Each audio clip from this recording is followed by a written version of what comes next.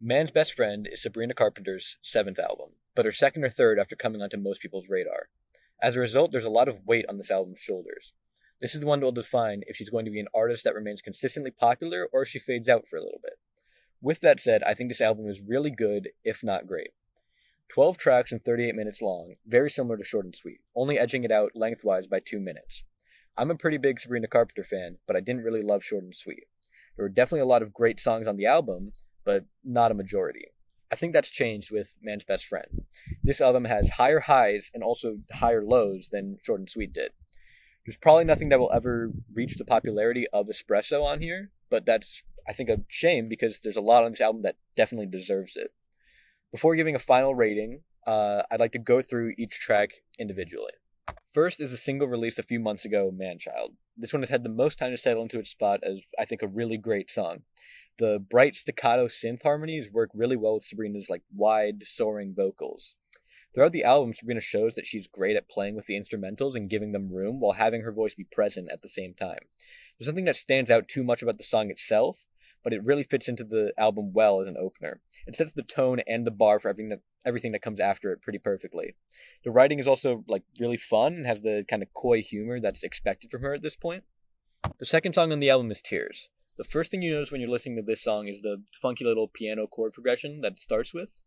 When you combine that with the nice bass and the nice drums, you get a really great instrumental for Sabrina to work her, vocal magic over. The production on the vocals is also really nice on this song. She's, layering her voice at different points. It's also one of the songs on the album that stands out just because of how strong, her, diction is, how well she sang each word. It's great compared to a lot of the other songs where she has a little bit of a murmur going on. The choice is great for this song especially because it might be the funniest on the album, being about how attracted Sabrina is to guys who can accomplish the bare minimum. Things like doing the dishes and communicating. It's very good stuff. Next is My Man on Willpower. It's definitely a step down from the last two, but it's grown on me in the few days since the album has been out. Being a song about her surprise that a man is showing some free will and getting away from her, it's sad that the song itself doesn't do a whole lot to separate itself from the ones around it. It's definitely catchy though. The choruses, and by extension the pre-choruses, really work well. The vocal progressions sound great with the wide contour, but they're a really small part of the song. It's a good song, it's just missing a little bit to set it apart. Next is Sugar Talking, which is maybe the single best vocal performance seen from Sabrina that's not a cover in recent history. We've known she's had pipes for a while, but she doesn't really get to show them off too much anymore. With the more laid-back instrumentation on this song, she lets herself go, and it sounds really great. Her voice stays in the lower range, but she really hits the higher notes when she comes up for them.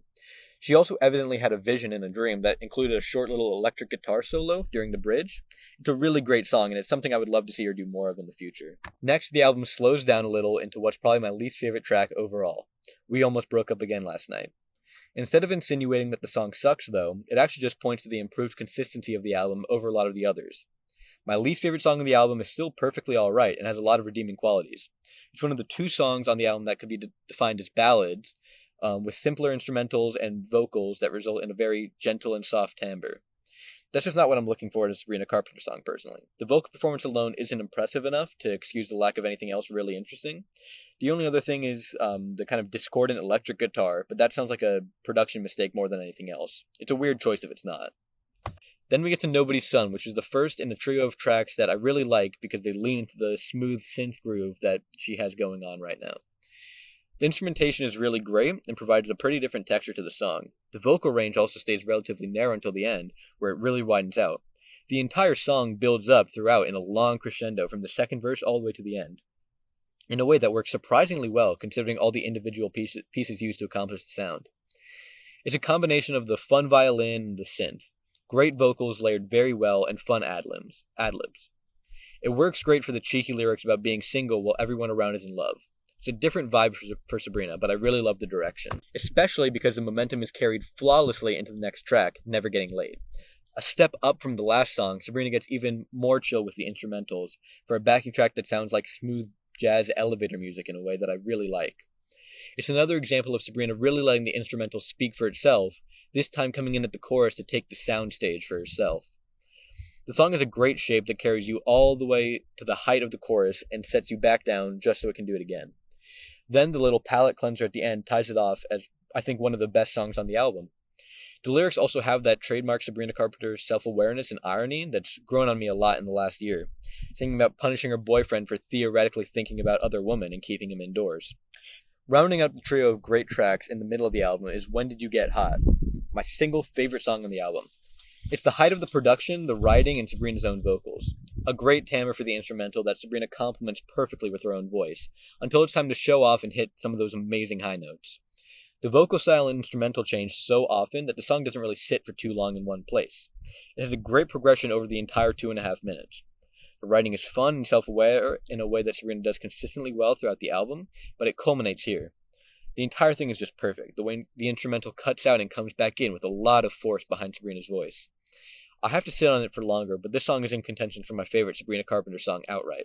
I cannot wait to see if she continues to do more like this in the future because I absolutely love it. Next, we take a step back into Go-Go Juice, a song that absolutely could have been on Short and Sweet. It has the same slight country influence and the same vocal intonations at a lot of that album. The result is that there isn't too much to say about it. It's great for the people who like it when Sabrina takes influence from country music. I'm just not one of those people. I do think that the writing is great here too, even if I dislike the phrase go-go juice. The second verse especially sounds really great and exemplifies the kind of sound that I think Sabrina does so well. The bridge is also a great shift to lead into the final chorus, even if it's a little overly drawn out. Next up is Don't Worry, I'll Make You Worry, which is Assad's favorite song, and it takes its place as the second full ballad of the album. The instrumental takes a step back again to let Sabrina show off her voice in that whispering style that she just does so well.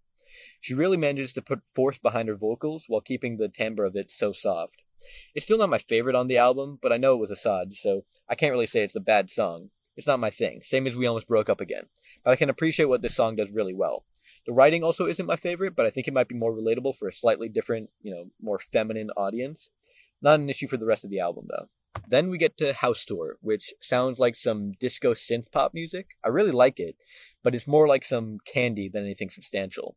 It sounds really good on the ears, but I can't pinpoint anything I specifically like about it outside of that. It's an earworm for sure, but it's not much else. I like the writing being more overt while still keeping that tongue-in-cheek style that she has. It started out as one of my favorites, but I get lower on it each time I listen. It's a fun idea for Sabrina to be trying, but it lacks a little on the execution. Finally, Goodbye. I like this song. It's fun lyrically, has some standard instrumentation for the kind of song that it is, and Sabrina covers the full vocal range that she has during it. It also lacks depth though, like House Tour, but I think it's a fun listen. It has a really nice progression over the entire length, which is impressive as it's the longest song on the album. It really manages to not feel as long as it is. The constant shifts in the instrumental pace it out very well. I especially love the second verse. Sabrina's vocal layering builds up from the singular melodic voice to the layered harmony in the chorus. It feels like a natural progression that culminates very well. Okay, last minute addition. Such a Funny Way from the vinyl has been released. I was initially disappointed listening to this song. The first half sounds like anything else that she's done. It doesn't have a distinct sound, and that's something I'd want from a bonus track. But then there's a little break in the middle, and the second verse comes in, and I think it's a huge improvement. It's a really significant shift in both the instrumentation and even the tempo. The song gets faster, and it gains its own distinct identity. The shift back to the second chorus is jarring and doesn't flow as well as the first shift, but the quality of the writing and sound on the second verse can excuse it. The song generally doesn't stick out apart from that golden bit in the middle, but that's something that can be said about a lot of the album. The video was delayed for me to record and edit this section, but luckily it didn't really change my opinion of the album at all. With all that said, I think I'd like to give the album a strong 8, but I can also recognize that I may be a little bit higher on it than others. Speaking more objectively, it would probably come down into the 7 or 6 range. The consistency has improved a lot from Sabrina's older albums, and I really love that she's taking a few big swings while still managing to maintain her own brand of sound. I really can't wait for whatever the deluxe edition of this album adds. I really hope that Sabrina takes a little bit longer with the next album as well, and really, picks a path to take musically. A lot of the ideas she has in this album sound great, and they would be really incredible if they were expanded upon. As it is, the focus is poor and the entire album feels disjointed, as much as each individual part is great.